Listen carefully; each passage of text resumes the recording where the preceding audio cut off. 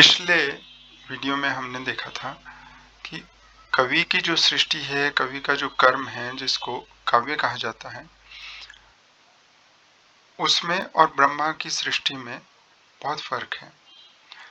जहाँ ब्रह्मा की सृष्टि में नियति के नियमों के अनुसार चलना पड़ता है, जहाँ मनुष्य परतंत्र है और जहाँ केवल 6 रसों वाला है, रुचिकर बिल्कुल नहीं है। तो इस प्रकार की जो ब्रह्मा की सृष्टि है, उसकी तुलना में जो कवि का कर्म है, काव्य है, वो बिल्कुल अलग है। तो एक तरह से क्या है कि सृष्टि 2 तरह की है। एक सृष्टि वो है जो कवि करता है शब्द और अर्थ के द्वारा, और दूसरी सृष्टि ब्रह्मा की। इसके अलावा देखा जाए तो हर एक जो रचनाकार है वो इसीलिए रचनाकार कहे जाते हैं कि भाई वो सृष्टि करते हैं। जैसे कोई चित्र बनाता है, ठीक है ना, कोई मूर्ति बनाता है, या कोई और स्थापत्य कला प्रस्तुत करता है, या इस प्रकार की 64 कलाओं का वर्णन कामसूत्र में भी है। तो हर एक कला जो है वो कलाकार की सृष्टि है, और उस सृष्टि से वो एक उसमें वो बिल्कुल स्वतंत्र भी है, ठीक है ना। तो काव्य जो है उनमें सबसे बढ़ चढ़ करके है। तो अब ये तो हमने समझ लिया कि भाई सृष्टि जो है वो विलक्षण है, अलग है, और उसका एक वैशिष्ट्य है, उसका एक अपना स्थान है। पर उसके प्रयोजन क्या है ना? तो काव्य के प्रयोजन जो हैं अब यहाँ पर, और परीक्षा में जो है इसको बहुत बार पूछा हुआ है, ना केवल जो है कला स्नातक परीक्षा में पिछले साल और उससे पिछले साल, बल्कि शास्त्री की परीक्षा और जो एमए की परीक्षा है उसमें बार बार इसको पूछा जाता है। व्यवहार की दृष्टि से भी बहुत आवश्यक है। जैसे अगर मैं आपको कहूँ कि भाई आप लोग कुछ लिखिए और कुछ मुझे सुनाइए, ठीक है, तो भाई आप क्यों लिखें? क्या केवल मेरे मनोरंजन के लिए लिखें, या फिर जो है अपनी भावनाओं को बाहर निकालने के लिए लिखें?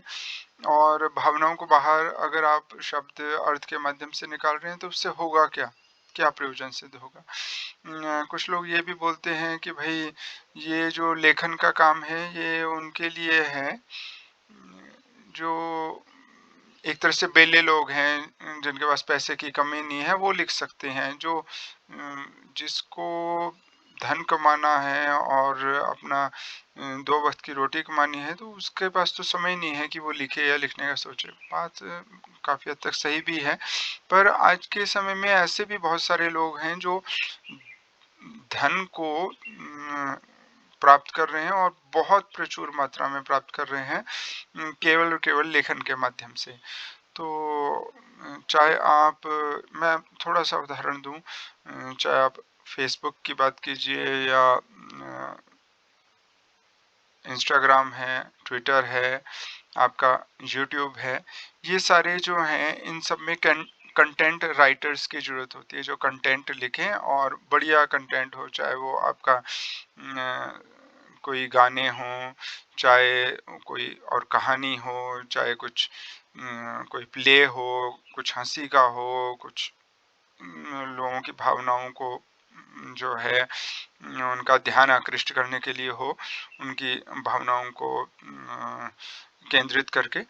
तो ये जो है इस प्रकार के कंटेंट राइटर्स आज के समय में बहुत हैं, और वो कंटेंट राइटिंग से ही अपनी आजीविका चला रहे हैं। ये तो आज के समय की बात है। उससे पहले राजाश्रित होते थे, कालिदास वगैरह जो हैं उनको राजा का आश्रय था। इस प्रकार के और बहुत सारे कवि हुए। पर क्या ये केवल धन प्राप्ति के लिए किया जाए, या जैसे हमने पिछले वीडियो में बात की थी कि भाई सहृदय के लिए, लिख किसके लिए रहे हैं? और तो कई सारे प्रयोजन हो जाते हैं। उन सब प्रयोजनों की जो है अच्छी प्रकार से समीक्षा करने की आवश्यकता है। तो यहाँ पर पहले हम प्रश्नों को देखेंगे जो परीक्षा में आ चुके हैं। काव्य प्रयोजन अथवा काव्य लक्षण सम्यक समाधीयताम, कि भाई उसको जो है काव्य प्रयोजन को सम्यक मतलब ठीक तरह से, समाधीयताम समझाया जाए, बतलाया जाए, काव्य के प्रयोजन की समीक्षा की जाए। देखिए अगर हमने बोलना है सम्यक परीक्षा, सम्यक मतलब ठीक और परीक्षा मतलब हर तरफ से देखना, तो इसको अगर आपने शॉर्ट में बोलना है तो आप कहेंगे समीक्षा। समीक्षा मतलब सम्यक परीक्षा। तो काव्य के प्रयोजन की सम्यक परीक्षा। और पिछले वर्ष ये आ चुका है कि और वो भी 10 अंकों के लिए, भारतीय काव्य शास्त्र की परंपरा में प्राचीन आचार्य द्वारा निर्दिष्ट काव्य प्रयोजनों का विस्तार से विवेचन कीजिए। मतलब आपको विस्तार से बताना है, और बताना क्या है, प्राचीन आचार्य द्वारा निर्दिष्ट काव्य प्रयोजनों का, मतलब जो प्राचीन आचार्यों ने जो काव्य प्रयोजन बताए हैं आपको वो भी बताने हैं, और उस तरह से जो है परंपरागत रूप से जो जो प्राचीन आचार्यों के द्वारा निर्दिष्ट काव्य प्रयोजन है वो यहाँ पे बतलाने हैं। ये स्पेसिफिक नहीं किया कि मम्मट के द्वारा या विश्वनाथ के द्वारा या किसी और के द्वारा। तो भरतम, अब यहाँ पर जो है ये एक प्रश्न आया है कि भरतम अनुसृत्य नाट्योत्पत्तिम नाट्य प्रयोजनानि सम्यक विवेचयेत।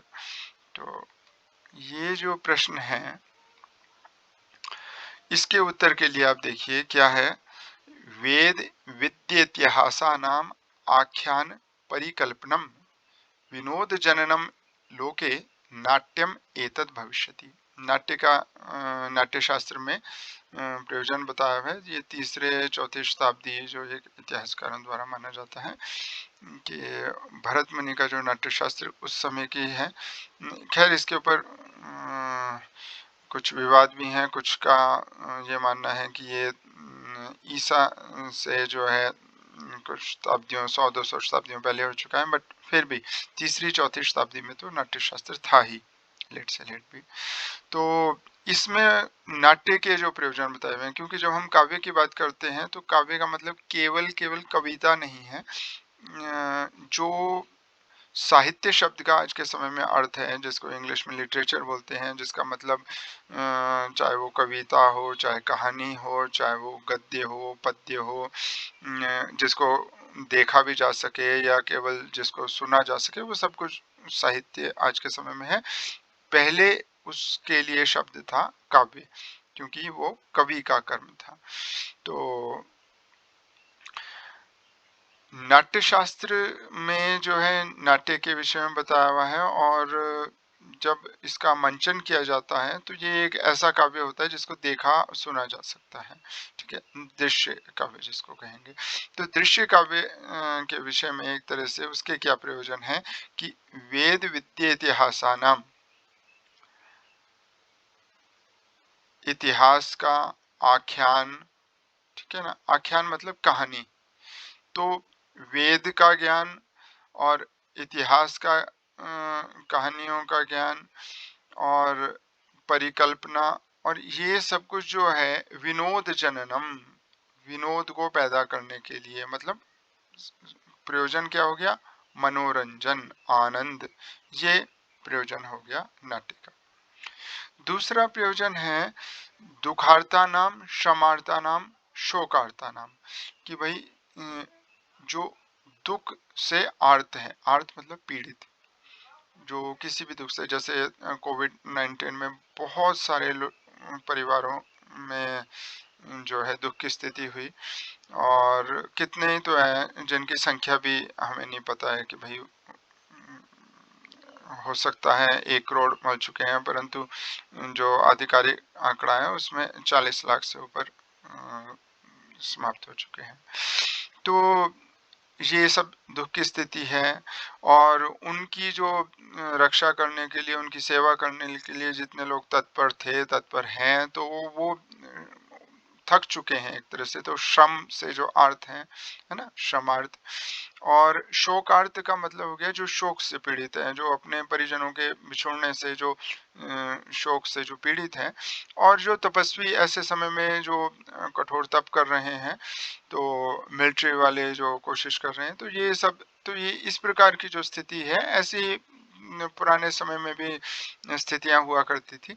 तो कहा है कि दुख से जो पीड़ित है, या श्रम से पीड़ित है, या शोक से पीड़ित है, या जो तपस्वी हैं, उनके विश्राम को पैदा करने के लिए, विश्राम को उत्पन्न करने के लिए लोक में नाट्य होता है। तो एक तो कि भाई आप सामाजिक रूप से जो भी कष्ट में है उसको जो है एक सहारा मिले, ठीक है। और दूसरा है विनोद, आनंद जिसको कहें। फिर है हमारे पास कि भामे के काव्य प्रयोजन को स्पष्ट कीजिए। ये 2 साल पहले आ चुका है कला स्नातक परीक्षा में। अब भामे कौन है? और भामे एक तरह से देखा जाए तो सबसे पहले, हम उनसे पहले भी हुए होंगे, परंतु ग्रंथ की दृष्टि से जो व्यवस्थित रूप से जो उन्होंने लिखा, काव्य अलंकार जो उनका ग्रंथ है, तो उन्होंने एक तरह से साहित्य आलोचना का जो प्रारंभ किया। तो भामयम अनुसृत्य काव्य प्रयोजनानि लिखता, भामे का अनुसरण करके काव्य प्रयोजनों को लिखे।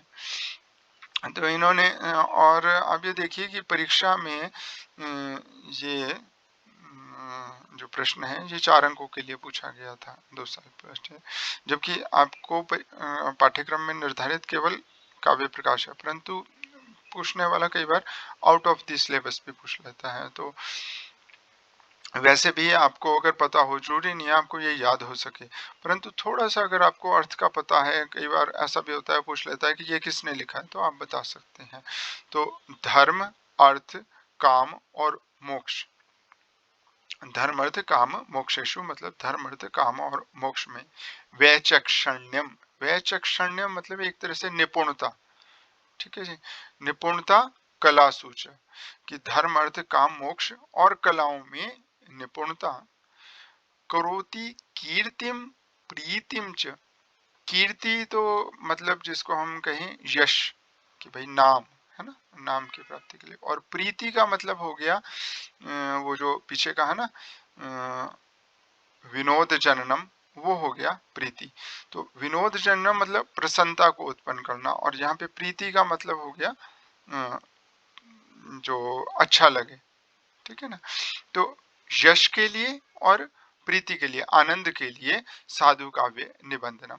तो देखिए जी, काव्य का प्रयोजन भामे के हिसाब से क्या हो गया, धर्म अर्थ काम मोक्ष और कलाओं में वैचक्षण्य, ठीक है जी। दूसरा हो गया यश, और तीसरा हो गया प्रीति मतलब आनंद।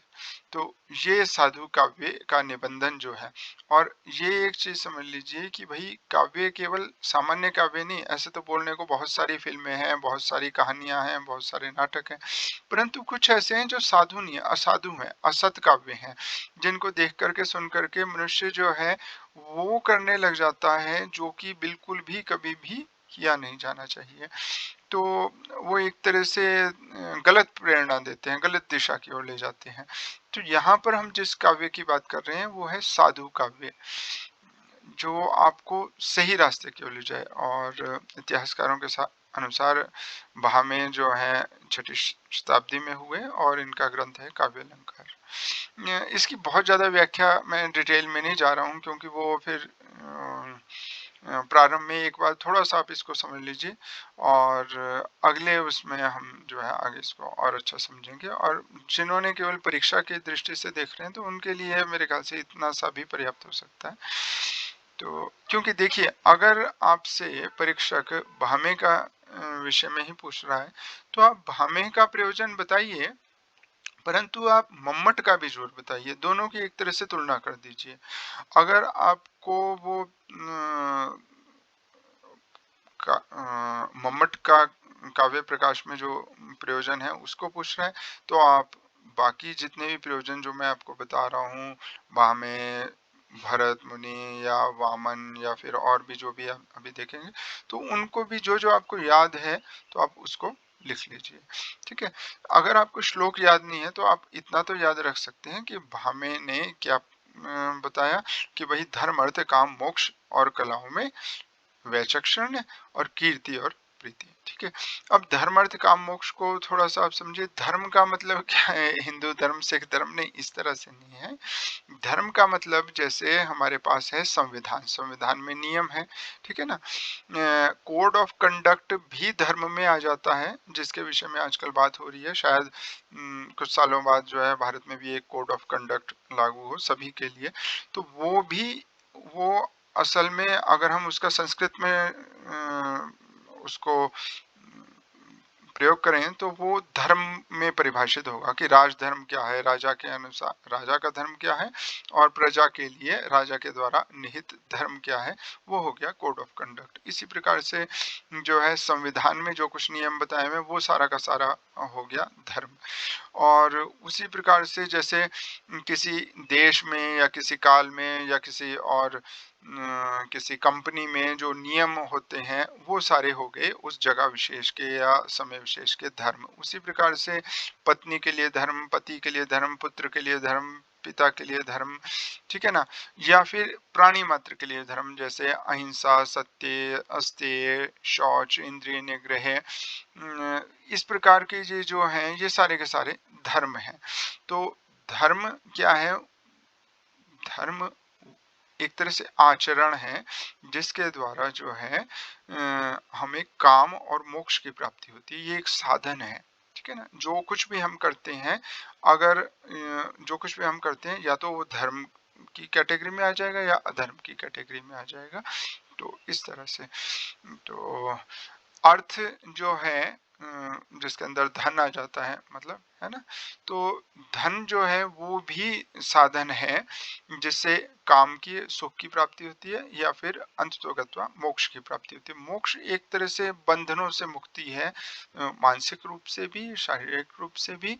और जब इस शरीर का नाश हो जाता है तो शरीर के नाश होने के बाद जो है अगर किसी और लोक में जाना है तो वहां पर भी मोक्ष की प्राप्ति हो। ये ना कि हम नरक में चले जाएं या फिर हम इस जन्म के बाद दूसरे फिर जन्म, फिर तीसरा जन्म, चौथा जन्म। तो दो तरह से मुक्ति है। एक तो जो है कि भाई हमें नरक की प्राप्ति, कष्ट की प्राप्ति ना हो, और दूसरे जो है बार बार हम आ रहे हैं जा रहे हैं ऐसे, उसके बजाय जो है हम पूरी तरह से मुक्त हों। तो मुक्ति भी कई तरह की बताई गई है ग्रंथों में। तो धर्म अर्थ काम मोक्ष। काम का मतलब जो है एक तरह से सुख है, और वो चाहे वाणी के द्वारा हो, चाहे शरीर के द्वारा हो, चाहे आपके किसी भी चेष्टा के द्वारा हो। तो जिस तरह से, और उसका सारा का सारा जो ज्ञान है ना वो भी। तो धर्म अर्थ काम मोक्ष ये सब कुछ, और कलाएं, उनमें वैचक्षण, उनमें निपुणता जो है वो प्राप्त होती है। तो ये है। अगर आपने विस्तार से करना हो तो आप इस तरह से विस्तार से बता सकते हैं, नहीं तो आप जो है संक्षेप में बता सकते हैं। तो आचार्य वामन के लिए भी प्रश्न आया है, एक अंक का। आचार्य वामनेन काव्य से कति प्रयोजनानि कथितानि। आचार्य वामन के द्वारा काव्य के कितने प्रयोजन कहे गए, और वामन के द्वारा उल्लिखित काव्य प्रयोजन पर प्रकाश डालिए। तो ये 2 वर्ष पहले का है।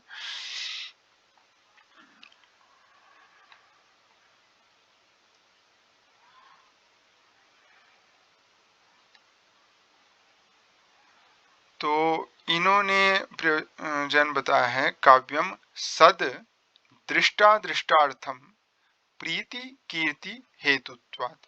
तो देखिए जी, प्रीति और कीर्ति ये तो वही बात है जो कि भामे ने कही, ठीक है ना। भामे ने कीर्ति और प्रीति कहा था, इन्होंने प्रीति और कीर्ति कहा, ठीक है। तो सद, दृष्ट और अदृष्ट। दृष्ट क्या है? देखा जा चुका। अदृष्ट मतलब जो देखा नहीं गया। अब अदृष्ट का प्रयोग जो है पुण्य के लिए या पाप के लिए, इनके लिए भी अदृष्ट का, या फिर जो होता है ना पुण्य से जो फल की प्राप्ति होगी, पुण्य तो देखा ही नहीं जा रहा है, किसी ने देखा पुण्य को, उससे फल की प्राप्ति कैसे होती है ये भी नहीं देखा, तो वो असल में अदृष्ट में आ जाता है। मीमांसा में भी एक ये है कि भाई यज्ञ करते हैं तो उससे एक अदृष्ट उत्पन्न होता है जो दिखाई नहीं देता है, परंतु उस अदृष्ट से बाद में जो है स्वर्ग की प्राप्ति होती है, सुख की प्राप्ति होती है। तो काव्य जो है वो सद, दृष्ट और अदृष्ट के लिए, और प्रीति कीर्ति के लिए, ये इसका हम शाब्दिक अर्थ कर सकते हैं। परंतु देखा जाए तो इन्होंने दो ही काव्य के प्रयोजन बताए, प्रीति कीर्ति हेतुत्वात्, प्रीति और कीर्ति के लिए। इसको ऐसे भी कर सकते हैं, सदृष्टा दृष्टार्थम काव्यम प्रीति कीर्ति हेतुत्वात्, प्रीति और कीर्ति के लिए सद दृष्ट और अदृष्ट अर्थ वाला जो काव्य है। तो ये वामन के द्वारा इनका ग्रंथ है अलंकार सूत्र वृत्ति, और ये 8वीं शताब्दी में हुए। फिर हमारे पास है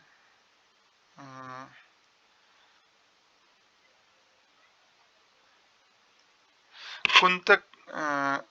कुंतक ने जो है क्या प्रयोजन बताए हैं, धर्म आदि साधनोपाय, जो धर्म आदि में जो पहले बताया ना आपको, धर्म अर्थ काम मोक्ष, तो वो जो धर्म आदि है उनका साधन का उपाय,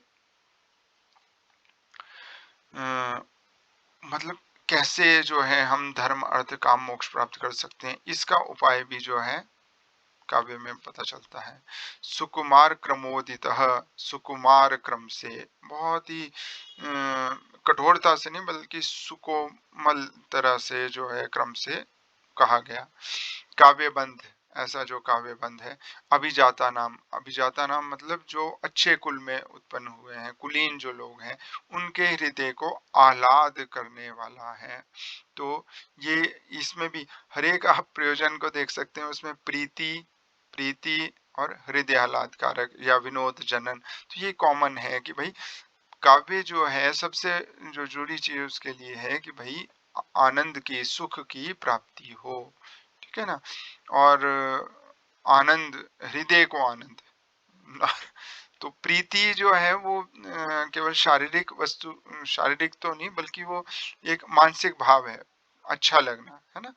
तो हृदय का आह्लाद, हृदय में होने वाला आह्लाद, इन्होंने तो बिल्कुल स्पष्ट रूप से कहा है। इसके अलावा व्यवहार, परिस्पंद सौंदर्यम, व्यवहारी भी, कि भाई जो व्यवहार को जानते हैं उनके द्वारा व्यवहार कैसे किया जाए, इसको भी अच्छे तरह से काव्य से पता चलता है।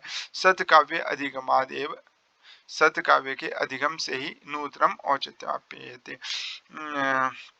आजकल के जैसे मैंने बताया काव्य जो है वो आज के समाज को प्रस्तुत कर रहे हैं, पूरी तरह से प्रस्तुत नहीं कर रहे हैं, पर कुछ काव्य ऐसे हैं जिनकी देखा देखी में लोग जो हैं या तो नशे की तरफ बढ़ रहे हैं, है ना।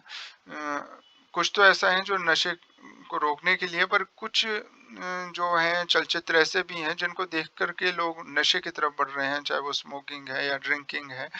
तो ये आचरण से विपरीत, इसलिए सत काव्य थोड़ा ये भी ध्यान रखना जरूरी है, पर काव्य का जो है वो आचरण तो ये बताता ही है।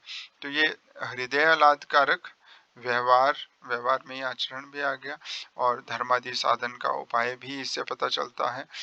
और चतुर्वर्ग फलास्वादम अपि अतिक्रम्य, अब यहाँ पर ये बोल रहे हैं कि चतुर्वर्ग, जो चतुर्वर्ग किसे कहते हैं, धर्म अर्थ काम मोक्ष को कहते हैं चतुर्वर्ग। तो इसके जो फलास्वादम है इसको भी अतिक्रम में, इसको भी छोड़ करके, मतलब धर्म अर्थ काम मोक्ष से भी ऊपर जो है काव्यामृत रसेन, जो काव्यामृत रस है उससे अंतः चमत्कारो, अंतः मतलब आंतरिक, चमत्कार वितनवते फैलाया जाता है।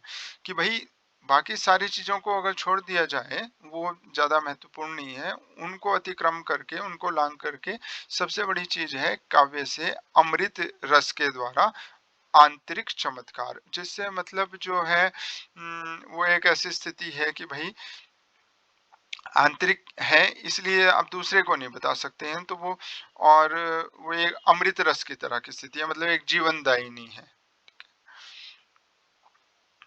काव्य का जो अमृत रस है उससे अंतः चमत्कार, उससे आंतरिक चमत्कार, ये भी इसका मतलब हो सकता है। तो कुंतक के द्वारा वक्रोक्ति जीवितम में ये 10वीं शताब्दी में दिया गया, ठीक है। और इनके अलावा हमारे पास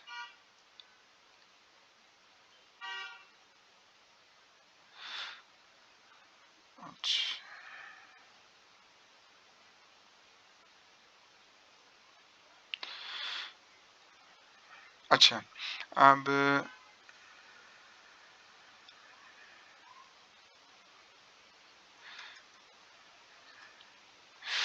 मम्मट के द्वारा काव्य के कितने प्रयोजन कहे गए?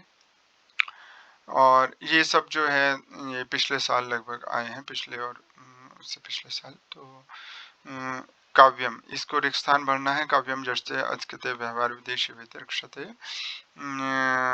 और ये जो व्याख्या है उसमें ये बताया हुआ है। तो अभी जो हम व्याख्या बताएंगे तो आपको ये स्पष्ट होगा, ठीक है। रामादिवद वर्तितव्यम न तो रावणादिवद। तो अभी इसको देखते हैं। मम्मट का काव्य प्रयोजन क्या है? तो काव्यम यश से, काव्य जो है यश के लिए, अर्थकृते अर्थ के लिए, व्यवहार विधेय व्यवहार के ज्ञान के लिए, शिवेतर क्षतये, शिव मतलब कल्याण या मंगल, इतर मतलब जो शिव नहीं है, शिवेतर मतलब जो शिव नहीं है, मतलब जो मंगल नहीं है।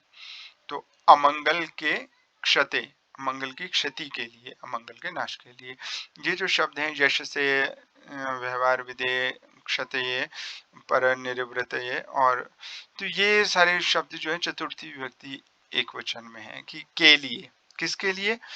यश के लिए पहला प्रयोजन हो गया मम्मट के द्वारा।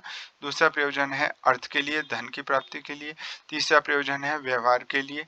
चौथा है अमंगल नाश के लिए। पांचवा है सत्य, सत्य मतलब तत्काल, उसी वक्त, ये नहीं कि 2 घंटे बाद या 2 साल बाद, बल्कि उसी वक्त। पर निर्वृत्त, एक होता है निर्वृत्ति, एक होता है निवृत्ति। तो ना तो ये निवृत्ति है ना ये निर्वृत्ति है, कुत्ते वाला तो नहीं है, निर्वृत्ति नहीं है, बल्कि निर्वृत्ति है। निर्वृत्ति, निर्वृत्ति का मतलब होता है आनंद। तो पर निर्वृत्ति मतलब परम आनंद, सबसे बढ़ चढ़ के जो आनंद है। सत्य मतलब तत्काल, तो तत्काल परम आनंद के लिए। कांता सम्मित तयोपदेश युजे, कांता सम्मित तया, कांता की तरह उपदेश के लिए। कांता मतलब पत्नी भी हो सकती है, प्रेमिका भी हो सकती है, परंतु जो अच्छी लगती है, कांता मतलब प्रिय, जो अच्छी लगती है, उसकी तरह दिए गए उपदेश के लिए। अब ये जो है ये प्रश्न पूछे गए थे और भी। आचार्य मम्मट द्वारा निर्दिष्ट काव्य प्रयोजनों में से यश से काव्य प्रयोजन को स्पष्ट कीजिए। यश से, और अच्छा बाकी भी इनको देख लेते हैं।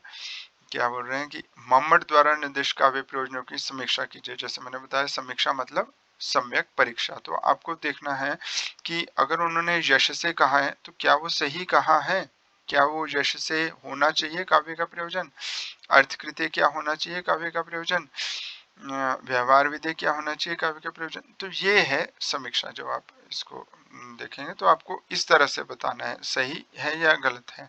अगर सही है, होना चाहिए, तो क्यों होना चाहिए, अगर नहीं होना चाहिए तो क्यों नहीं होना चाहिए। तो इस तरह से परीक्षा होगी। और मम्मट कृत कानी काव्य प्रयोजन है, मम्मट के द्वारा किए गए कितने काव्य प्रयोजन है, ऐसा लिख करके शिवेतर क्षते, शिव इतर मतलब अमंगल के, क्षते नाश के लिए, प्रयोजन सविस्तरम सप्रमाणम स्फुटयित, प्रयोजन को विस्तार सहित, प्रमाण सहित स्पष्ट करें। स्फुटयित मतलब स्पष्ट करें। प्रमाण सहित आप कैसे करेंगे कि भाई हमारे पास एक रघुवंशम आप लोगों ने कुछ थोड़ा पढ़ा था, पाठ्यक्रम में था, उसमें था कि प्रथम सर्ग में कालिदास ने कहा कि मंदः कवि यशः प्रार्थी, कवि यशः कवियों के यश का प्रार्थी। आज के समय में भी अगर आप कोई ऐसा कुछ लिख दें जो कि बहुत ही अच्छा हो, जिसके ऊपर फिल्म भी बने, जिसके ऊपर मंचन भी हो, जिसको लोग, तो क्या होता है अगर आप कोई अच्छा गाना लिखें लोग उस गाने को बार-बार सुनते हैं, लाखों लोग सुनते हैं, करोड़ों सुनते हैं, अरबों सुनते हैं, तो बड़ा भारी नाम होता है। एक गायक है सूफ़ी, हिंदी और बॉलीवुड वगैरह के गाने गाता है, उसका नाम है जानी। तो मतलब वो गानों में अपना नाम जानी लिखता है, वैसे उसका नाम कुछ और है।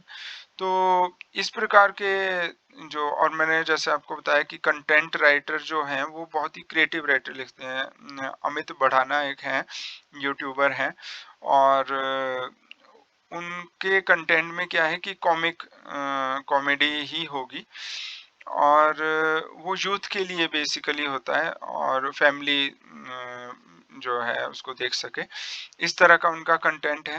तो उसकी वजह से उनके जो फॉलोअर्स हैं यूट्यूब पे वो 2 करोड़ से भी अधिक हैं, और उसकी वजह से उनकी कमाई हर महीने की जो है वो लाखों करोड़ों में है, क्योंकि अब उनके फॉलोअर हैं तो अगर वो कुछ कहें तो लोग उसको फॉलो करते हैं, तो इसलिए एडवर्टाइजमेंट कराने वाले उनको जो है एज ए ब्रांड उनको कहते हैं, और वो एडवर्टाइजमेंट से भी काफ़ी कुछ कमाते हैं। तो इस तरह से अगर आप कुछ भी क्रिएटिव जैसे कि काव्य, देखिए क्रिएटिविटी तो बहुत तरह की हो सकती है, चाहे वो चित्रकारी हो या कुछ भी हो, कला जितनी भी है सब क्रिएटिविटी में ही आ जाती है। पर ये जो काव्य की जहाँ तक बात है, काव्य ऐसी क्रिएटिविटी है जो शब्द और अर्थ के माध्यम से होती है, ठीक है जी। तो ये जो है ये जो हम बात कर रहे थे, अच्छा मैं थोड़ा सा भटक गया, ये यश से जो काव्य प्रयोजन में इसके बारे में बताने लगा, जबकि इन्होंने शिवेतर क्षते के लिए पूछा था। शिवेतर क्षते की जहाँ तक बात है, इसमें मतलब हर एक उसका वो पूछ कुछ भी सकता है, यश से पूछ रहा है, अगली बार हो सकता है शिवेतर क्षते, अगली बार फिर कुछ और पूछे, तो सभी का ही सप्रमाण और आपको सविस्तार बताना है। तो देखिए जी, पहली बात तो कि कालिदास ने क्या लिखा है, कालिदास ने लिखा है मंदः कवि यशः प्रार्थी। दूसरे शिवेतर क्षते के लिए हमारे पास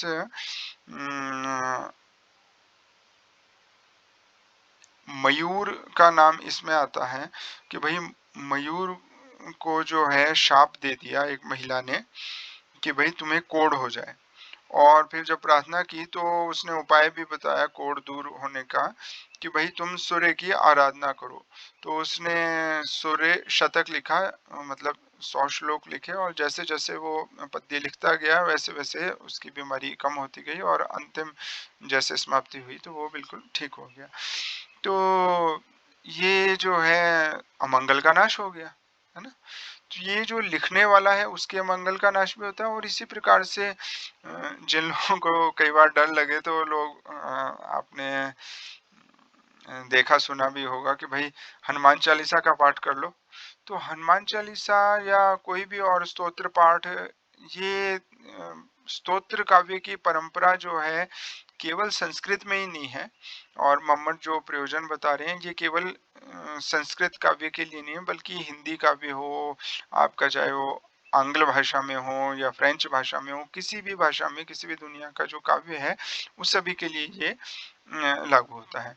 और जहाँ तक शिवेतर क्षते की बात है, तो जो ईसाई लोग हैं उनके जो उनमें भी भजनों की बहुत एक लंबी परंपरा है, इंग्लिश में या जो उनकी भाषा है उसमें भजनों की बहुत लंबी परंपरा है, और जब उनके कोई आपदा हो कुछ हो तो वहाँ पर वो उसका स्तुति पाठ किया जाता है। इसी प्रकार से जो इस्लाम में भी कुछ ऐसे स्तोत्र हैं उनका पाठ का है परंपरा। आपने ये सिख धर्म के बारे में आप थोड़ा सा जानते होंगे, तो गुरु ग्रंथ साहिब है और उनके पाठ की परंपरा है, ठीक है जी। उसी प्रकार से रामचरितमानस का पाठ, रामायण का पाठ, दुर्गा सप्तशती, ये जिनको धार्मिक ग्रंथ कहा जाता है, ये असल में संस्कृत के वो ग्रंथ हैं जो कि जिनमें पुराणों से या फिर रामायण महाभारत से स्तोत्र आदि लेकर के उनका पाठ करके जो है अमंगल का नाश के लिए कहा जाता है। तो ये जो लोग कह रहे हैं मंगल का नाश, वो उन्होंने असल में कहीं न कहीं महसूस किया। इवन हमारे राष्ट्रपिता महात्मा गांधी वो भी जो है भगवत गीता का पाठ करते थे और उसका मनन करते थे, ठीक है? आपने तो उनके भजन वगैरह के विषय में आपने सुना ही होगा।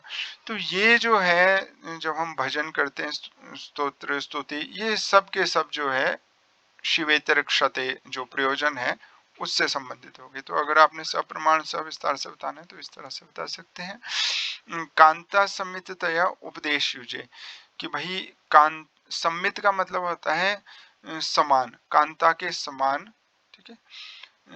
तया मतलब उसके द्वारा, उपदेश युजे उपदेश में लगने के लिए, युजे मतलब लगने के लिए। तो इस काव्य प्रयोजन को अभी हम आगे स्पष्ट करेंगे। पूर्व कवि नाम, पूर्व कवियों के प्रयोजनों को विलिख्य, जो कि पूर्व प्रयोजन आपको बता दिए ना, भारत के हिसाब से भामे, वामन और कुंदे, पर इसके अलावा और भी बहुत हैं, उनको भी बताया जा सकता है, पर क्योंकि बहुत विस्तृत ना हो इसलिए मैंने थोड़ा छोटा रखा।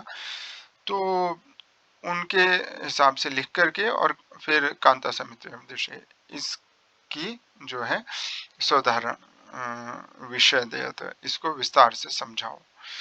तो फिर है विवेचनों के साथ मम्मट उक्त, मम्मट के द्वारा कहे गए काव्य प्रयोजन को प्रस्तुत किया जाए। आचार्य मम्मट के मत से, आचार्य मम्मट के मत के द्वारा काव्य का प्रयोजन वर्णन करें। मम्मट के द्वारा निर्दिष्ट काव्य प्रयोजनों को विस्तार सहित व्याख्या करें। काव्य प्रकाश के अनुसार काव्य प्रयोजनों को स्पष्ट करें। तो ये हो गए प्रश्न। और अब हम जो मम्मट ने जो काव्य प्रयोजन कहा है या 6 काव्य प्रयोजन कहे हैं, उनकी जो कारिका की जो उसकी व्याख्या है उसे देखते हैं। कालिदास आदि नाम इव, कालिदास आदियों की तरह, जैसे वाल्मीकि थे, फिर कालिदास, वाल्मीकि और व्यास हुए, वेद व्यास, उसी तरह से फिर कालिदास हैं। और जब मम्मट लिख रहे थे उस समय कालिदास आदि बोलने का मतलब है कि कालिदास की तरह और बहुत सारे लोग हैं, ठीक है?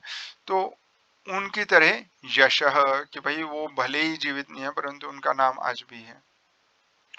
श्री हर्ष आदिर धावकादि नाम इव धनम, ऐसा बोलते हैं कि भाई श्री हर्ष ने तो नहीं लिखा था परंतु धावक ने लिखा था और श्री हर्ष ने उसे धन दिया और अपने नाम से छपाया।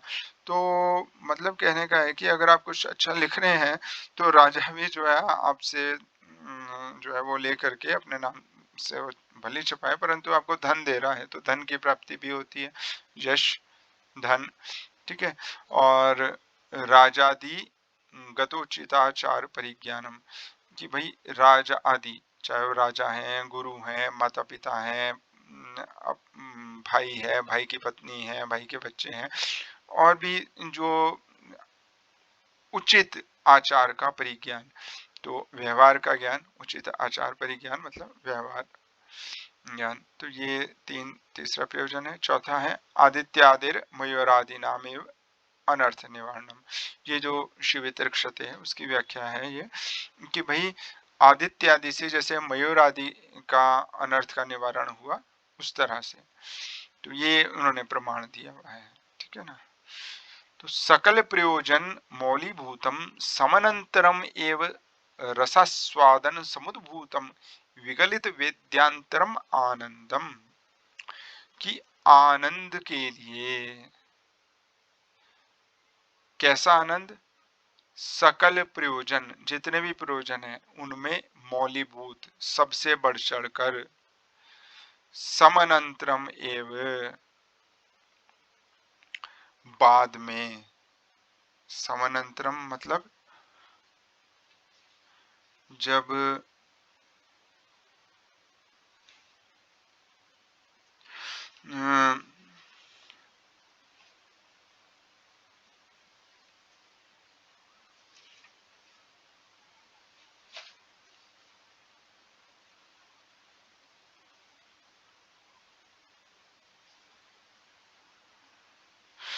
समानांतरम का मतलब हो गया कि भाई आनंद जो कि सारे प्रयोजनों में मौलीभूत है, सबसे बढ़ चढ़ कर है, और श्रवण करने के एकदम बाद, समानंतरम मतलब श्रवण करने के एकदम बाद या बिल्कुल साथ ही, जैसे जैसे श्रवण करें उसके साथ ही, रसास्वादन समुद्भूतम, रसास्वाद से, रस का जो आस्वादन है उससे उद्भूत, उससे जो उत्पन्न हुआ, विगलित वेद्यांतरम, जिसमें विगलित हो चुका है, एक तरह से लुप्त हो चुका है, वेद्यांतरम दूसरा कोई और वेदना, दूसरा कोई और ज्ञान, जिसमें सारे के सारे तुरोहित हो गए हैं।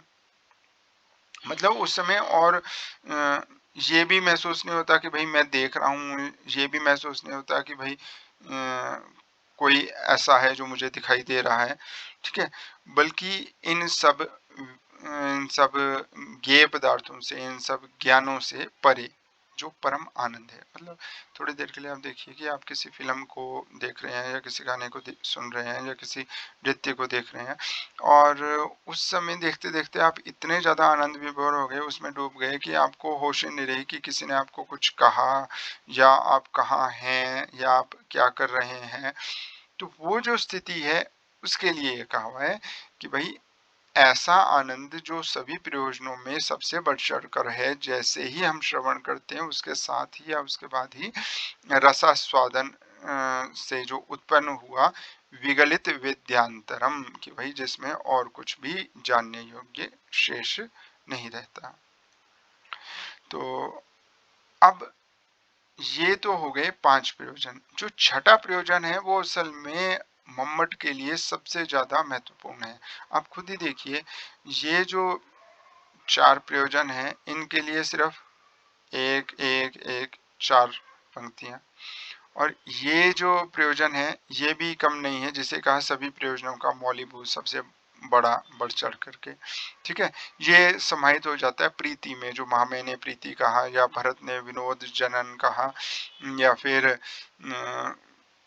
वामन ने प्रीति नाम दिया, तो वो तो यहाँ पे इसमें आ गया, सद्य पर निर्वृत्ति का ये अर्थ है।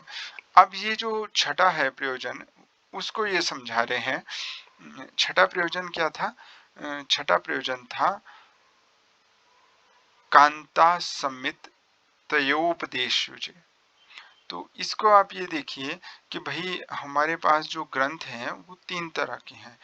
एक ऐसे हैं जैसे कि वेद या धर्मशास्त्र, स्मृति ग्रंथ जो हैं, उनमें क्या है कि प्रभु सम्मित, जैसे राजा की आज्ञा है या गुरु की या पिता की जो आज्ञा है, माता पिता की जो आज्ञा है, तो वो उसकी तरह से शब्द प्रधान है, मतलब शब्द की प्रधानता है वेद आदि शास्त्र भी, ठीक है जी। प्रभु सम्मित, प्रभु के समान शब्द प्रधान वेद आदि शास्त्रों से, सुहृत सम्मित मित्र समान अर्थ तात्पर्यवत, अर्थ के तात्पर्य, ठीक है ना, अर्थ के तात्पर्य के लिए पुराण इतिहास आदि से, ठीक है जी। अब जैसे मैंने आपको बताया कि भाई वेद और स्मृति ग्रंथ, इनमें शब्द की प्रधानता है, और ये माता पिता या गुरु या राजाज्ञा की तरह से इनको टाला नहीं जा सकता है, इनसे बिल्कुल विलक्षण है। शास्त्रेभ्य मतलब इनसे, इन शास्त्रों से विलक्षणम यत् काव्यम, जो विलक्षण है, विलक्षण मतलब जो बिल्कुल अलग है।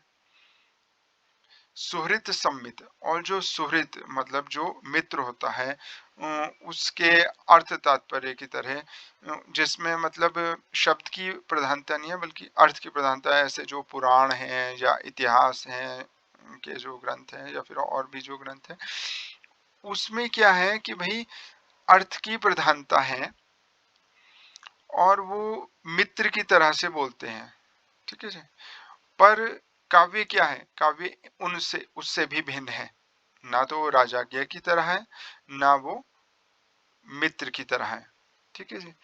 ना उसमें शब्द की प्रधानता है ना अर्थ की प्रधानता है, बल्कि शब्दार्थी और गुण भावेन, शब्द और अर्थ के गुण भाव से, मतलब शब्द और अर्थ तो गौण हो जाता है, वो तो मुख्य रहता ही नहीं, वो तो बिल्कुल कहीं पीछे छूट जाता है। रसांग भूत व्यापार प्रवणतया, रसांग, रस मतलब जो स्वाद है, अंगभूत मतलब सहायक, रस के सहायक जो व्यापार है, व्यापार क्या है, स्थायी भाव, अनुभाव, विभाव, व्यभिचारी भाव, ये जो है ये रस के उद्बोध के लिए, कि भाई रस जो है ऐसा तो है नहीं कि भाई सामने कहीं वो गन्ने के रस की तरह का होगा गिलास में डाला और आपने पी लेना है, बल्कि जब आप काव्य को देख रहे हैं, सुन रहे हैं, तो आप महसूस कर रहे हैं, और महसूस कर रहे हैं तो रस को भी आप एक तरह से महसूस कर रहे होते हैं। ठीक है, वही उसके स्वाद को चखना है। ठीक है, तो वो जो स्वाद को आप ले रहे हैं, अनुभव कर रहे हैं, तो वो रसांग भूत मतलब रस के जो सहायक विभाव, अनुभाव, व्यभिचारी भाव, तो रस के सहायक जो व्यापार हैं उनमें लगने से शब्द और अर्थ तो केवल गौण हो जाते हैं, असल में शब्द और अर्थ तो गौण हो जाते हैं और केवल रस बचा रह जाता है। और जैसे बाकी के विभाव, अनुभाव, व्यभिचारी भाव, ये सब तो गौण होकर के जो है रस को पुष्ट करते हैं। ठीक है ना, खुद पीछे छूट जाते हैं, रस को पुष्ट करते हैं। तो वैसे ही शब्द और अर्थ केवल केवल गुण भाव से, गौण भाव से, तो प्रभु सम्मित उपदेश में शब्द की प्रधानता है, सुहृद सम्मित उपदेश जो है पुराण इतिहास आदि में, उसमें अर्थ की प्रधानता है। पर इन दोनों से ही विलक्षण जो काव्य है उसमें रस के सहायक भूत जो व्यापार, स्थायी भाव इत्यादि, जो विभाव, अनुभाव इत्यादि हैं, उनमें लगने से लोकोत्तर, लोक से बिल्कुल जो उत्तर है, अलौकिक है। ठीक है, अलौकिक वर्णना निपुण जो कवि कर्म है, कवि कर्म मतलब जो काव्य है, निपुणम कवि कर्म, यत काव्यम विलक्षणम, जो कि बिल्कुल विलक्षण है, वो क्या है, तत्, वो कांता की तरह, सरसता पादनेन, सरसता आपादने, आपादनेन, सरसता मतलब सरसता के साथ, उत्पन्न या सरसता उत्पन्न करने से, सरसता आपादन मतलब सरसता उत्पन्न करने से, अभिमुखी कृत्य, जैसे पत्नी या प्रेमिका क्या करती है कि वो सरसता के साथ वो अपनी तरफ अभिमुख करती है, बड़े प्यार से बोलती है, तो उसके प्रति आकृष्ट होकर के उसके प्रति वो कुछ कहना चाह रही है, तो उसको सुनने के लिए। ठीक है जी, अब वो जो कह रही है, तो अब जब वो इतने प्यार से बोल रही है, तो फिर उसकी बात को व्यक्ति समझ भी रहा है और फिर उसके प्रति आचरण करने का भी प्रयास करता है।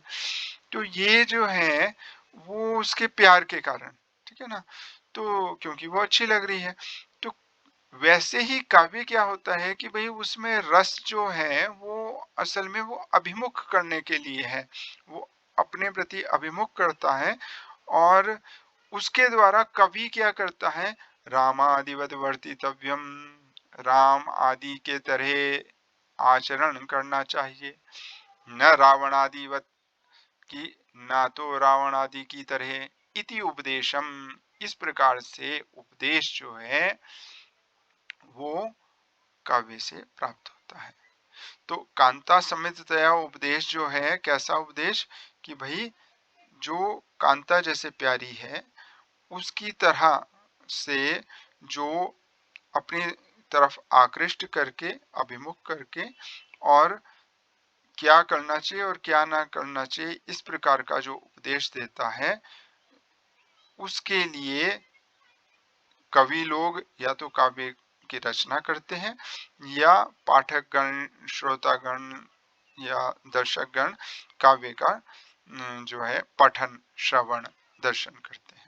ठीक है, तो अब ये जो प्रयोजन है, ये सारे प्रयोजन यथा योगम कवे सहृदस्य च, यथा योगम मतलब योग के अनुसार, ये छोड़ दिया है, जो हम जैसे है ना उनके ऊपर की विचार कर लें कि कौन सा प्रयोजन कवि के लिए है, कौन सा सहृदय के लिए, सहृदय के लिए है। करोति थी, करता है सर्था तत्र यत्नियम, कि भाई उसमें लगना चाहिए, उस काव्य में जो यत काव्यम तथा करोति, जो काव्य इस प्रकार से करता है तो उसमें लगना चाहिए। तो अब हम इसको देखेंगे कि भाई कवि के जो जो प्रयोजन कहे हुए हैं कौन से ऐसे हैं जो कवि के ही हो सकते हैं। आप लोग खुद भी सोचिए, है ना, और हो सकता है मैंने गलत बताया हो इसमें, तो आप लोग खुद भी सोचिए। बट मुझे ये लगता है कि भाई यश के लिए कभी भी कोई पाठक पुस्तक नहीं पढ़ेगा कि भाई पुस्तक पढ़ के मुझे यश मिले, मैंने रामचरितमानस पढ़ा मुझे यश मिलेगा, ऐसा थोड़ी कोई करता है। हाँ, ये है कि लिखने वाला को कहीं होता है कि भाई, अब जैसे तुलसीदास ने लिखा हुआ है स्वांतः, स्वांतः मतलब अपनी आंतरिक, स्वांतः सुखाय, अपने आंतरिक सुख के लिए वो लिख रहे हैं, ठीक है ना।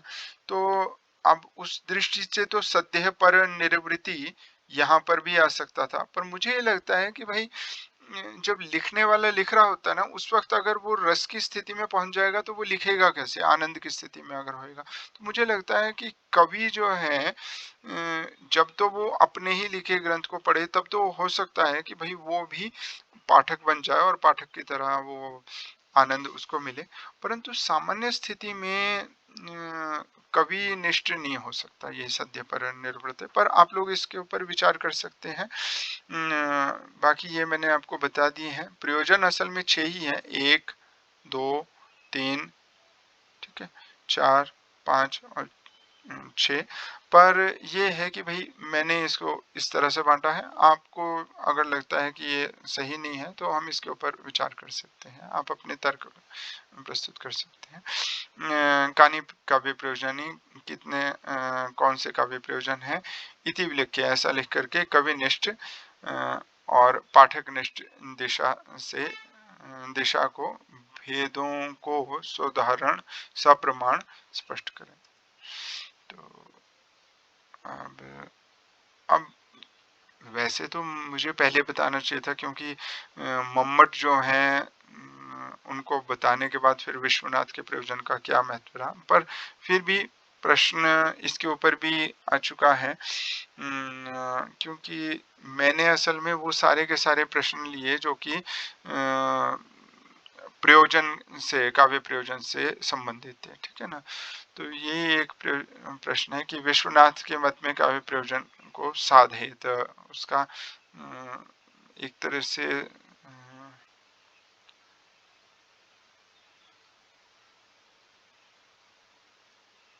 स्पष्ट करें, है ना। तो चतुर्वर्ग फल प्राप्ति, चतुर्वर्ग का मतलब हो गया धर्म अर्थ काम मोक्ष।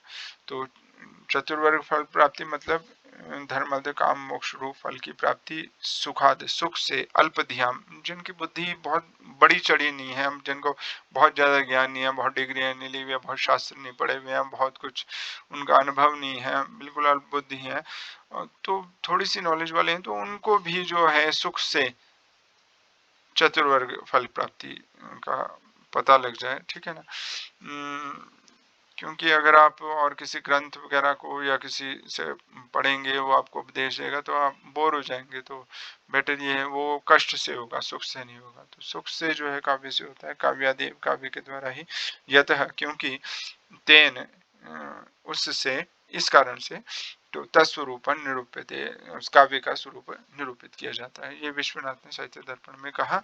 और पंडित राज जगन्नाथ ने रसगंगाधर में क्या कहा कि कीर्ति यश, है ना, पहले भी आया है कीर्ति शब्द, परमालाद सबसे बढ़कर के आनंद, इसके अलावा गुरु, राजा, देवता, प्रसाद आदि अनेक प्रयोजन से काव्य से, प्रसाद मतलब प्रसन्नता, गुरु की या राजा की या देवता की प्रसन्नता, तो ये एक अनेक प्रयोजन। गुरु का मतलब तो हो गया जितने भी हमारे से बढ़कर है, चाहे बड़ा भाई है, चाहे बड़ी बहन है, चाहे माता पिता है, वो सब एक तरह से गुरु के श्रेणी में आ गए।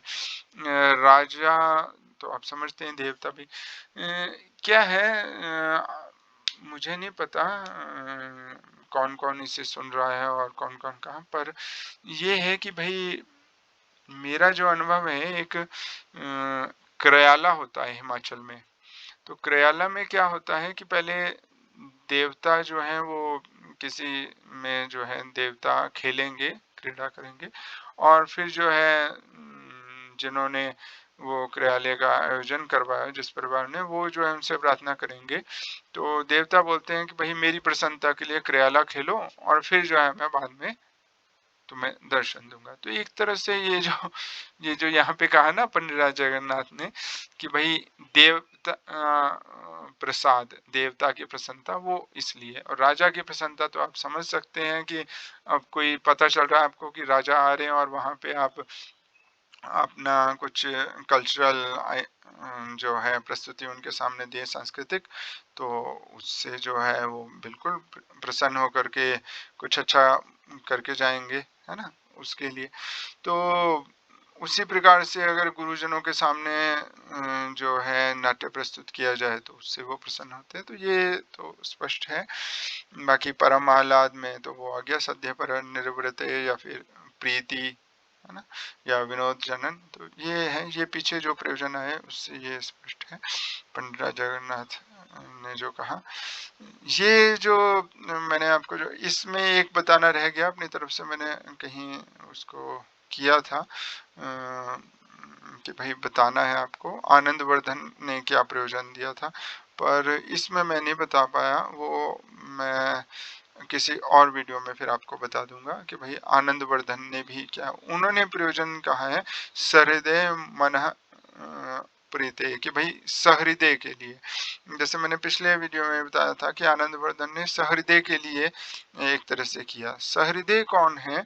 जो जिसमें हृदय है, जो संवेदनाओं को समझ सकता है, दूसरे के प्रति सहानुभूति है ना, तो एक तरह से वही काव्य को समझ सकता है। जिसके अंदर इमोशंस नहीं है, जिसमें भावनाएं नहीं है, वो काव्य उसके लिए नहीं हो सकता है ना। तो ये है। और तो और कोई आपका प्रश्न हो या कोई कमेंट हो तो आप वो कर सकते हैं, पूछ सकते हैं, बता सकते हैं। धन्यवाद।